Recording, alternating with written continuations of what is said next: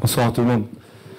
Écoutez, l'analyse, c'est que je suis quand même un peu déçu de sortir sur ce score et encore une fois de faire des erreurs individuelles à ce niveau-là. Ça ne se pardonne pas. Après, comme je l'ai dit, on était obligé de faire des changements assez rapidement parce qu'il y avait des joueurs qui avaient blessures comme Keita et l'entrejeu Gassama. Ça nous a un petit peu pénalisé sur les changements. Voilà, donc on ne méritait pas ça. Voilà, donc on avait la possibilité de pouvoir perdurer sur la rencontre, même si on était au forceps. Voilà, ça fait partie des temps forts de cette équipe-là qui nous a mis une pression assez énorme.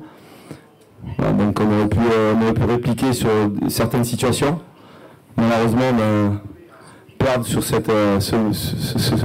petit but qui est pour moi ridicule, vraiment ridicule. On a encore fait preuve encore de naïveté. Voilà, donc on se fait taper sur les doigts. Maintenant, on va retenir le positif quand même sur la Mauritanie de tout ce qu'elle a pu faire pendant ce parcours. Voilà, donc rendez-vous dans un an. Bonsoir Amir, Patrick Juillard pour Sport 365. Vous parlez d'erreurs. Est-ce que vous regrettez davantage les erreurs en zone offensive, le manque de finition, ou les erreurs en zone défensive qui ont coûté un but? Je pense que l'amalgame, c'est les deux. Offensivement, on a été brouillon sur les phases de transition. On a confondu vitesse et précipitation. On avait la possibilité de pouvoir mettre en difficulté cette équipe-là. Voilà, on n'a pas pu exploiter ces situations-là et forcément,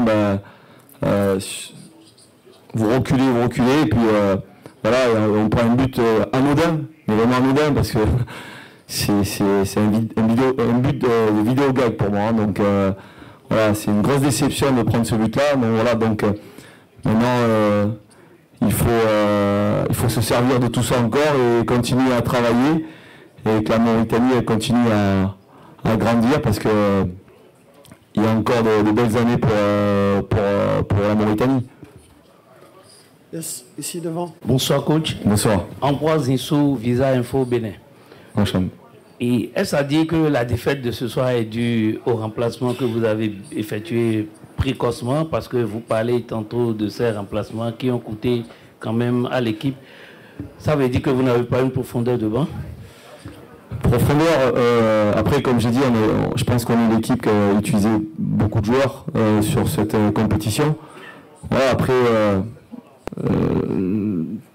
peut-être le joueur n'était pas prêt psychologiquement, donc il a fait de bonnes prestations. Après, il ne faut pas que l'accabler à lui. On a pu scorer aussi offensivement, après on a manqué de fraîcheur, on a eu des situations. Voilà, après, bon, comme j'ai dit, il faut retenir le positif de cette compétition et pas tout jeter à la poubelle. Là-bas, derrière. Coach, bonsoir. Karim Belarbi, Algérie 24. Coach, vous avez dit tout à l'heure le rendez-vous l'année prochaine. Donc, Amir Abdou va continuer l'aventure avec l'équipe mauritanienne, c'est ça? Peut-être, je ne sais pas, pour l'instant.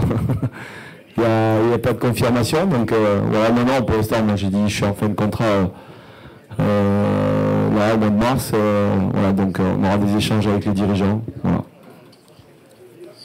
Ici. Salam alaikum. Alaikum salam. Mokhtar Mohamed Moussa, موقع الملعب.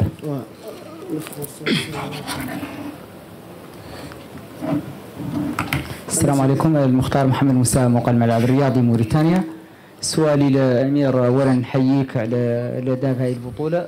نعرف عن الأخطاء، أعرف أن الأخطاء عادية في كرة القدم، لكن سبق أن قلتم إن ياسين الشيخ الولي أنه يلعب في ناديه كظهير وأنكم تريدونه كجناح. هل هنالك مشاكل في التشكيلة، مشاكل بدنية اضطرتكم إلى إشراك ياسين بدل بعض المدافعين الآخرين مثل بكر نداي أو غيره؟ Alors Bakary Ndiaye, si tu le sais, c'est un central. c'est pas un latéral droit. Concernant Yacine, je pense que si tu regardes le championnat en Tunisie, il est latéral droit. Voilà, c'est son poste. Donc c'était poste pour poste. Il a fait, même s'il a des formations, c'est un joueur de côté. Voilà, et c'est pas la raison d'avoir pris ce but-là. C'est, comme je dis, c'est une erreur d'inattention et c'est un manque de lucidité de ce qu'il a eu. Et voilà, donc malheureusement, on prend ce but bête où il pouvait la sortir en touche. Il a voulu la remettre au gardien, donc voilà, donc il nous a crucifié un petit peu, il nous a crucifié l'équipe. Ça fait partie, comme je dis, vous avez dit vous-même, ça fait partie des erreurs. Sur le premier match, c'est Nour qui va faire le tacle à la 90e minute. Voilà, donc on pourrait dire, ouais, mais pourquoi Nour il a joué, pourquoi pas notre joueur. Voilà, donc ça fait partie des erreurs des uns et des autres, et puis sinon on n'avance pas, et puis après les choix, comme je l'ai dit, il y a la doublure de Keita, c'était Yoli. Voilà. Yacine, pardon. Là-bas au fond. Yémani, le quotidien de Nouakchott. Bonsoir Hachim. Coach, il est vrai que les héros du match entre guillemets est rentré en fin de rencontre. Est-ce que vous ne regrettez pas les nombreuses occasions vendangées par vos attaquants en première mi-temps qui auraient pu tuer le match?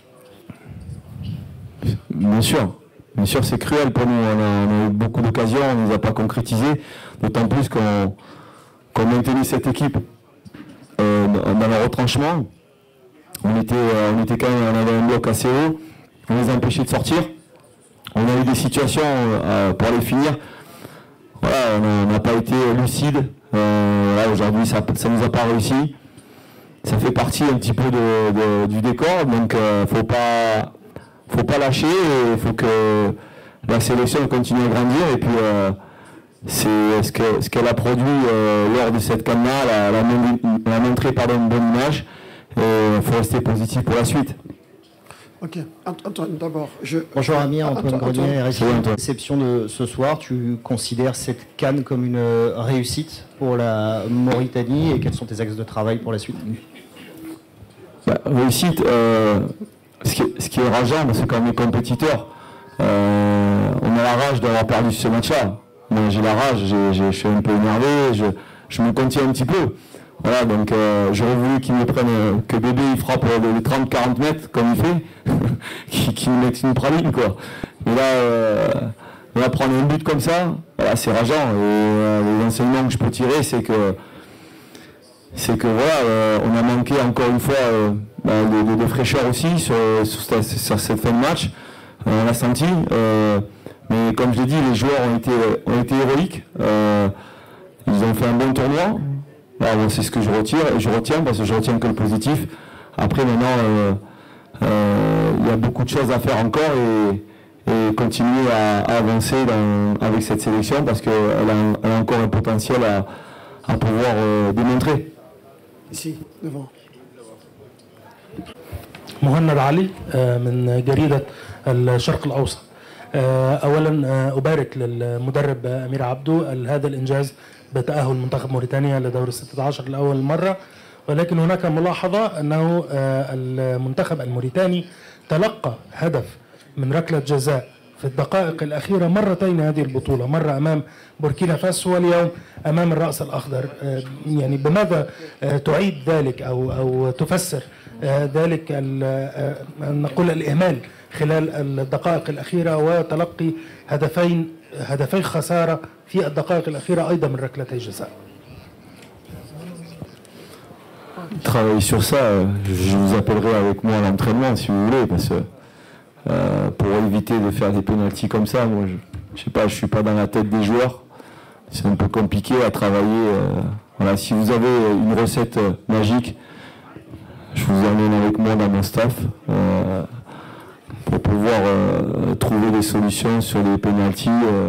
Voilà, après comme je dis, c'est des erreurs individuelles, comme je vous dis, c'est une responsabilité, c'est pas un travail tactique ou un travail technique, c'est une concentration du joueur, voilà, donc c'est des choses que forcément le haut niveau ne pardonne pas. Quand vous jouez au niveau, voilà, vous n'avez pas le droit de commettre ces erreurs-là et forcément ils sont commises. Voilà, donc on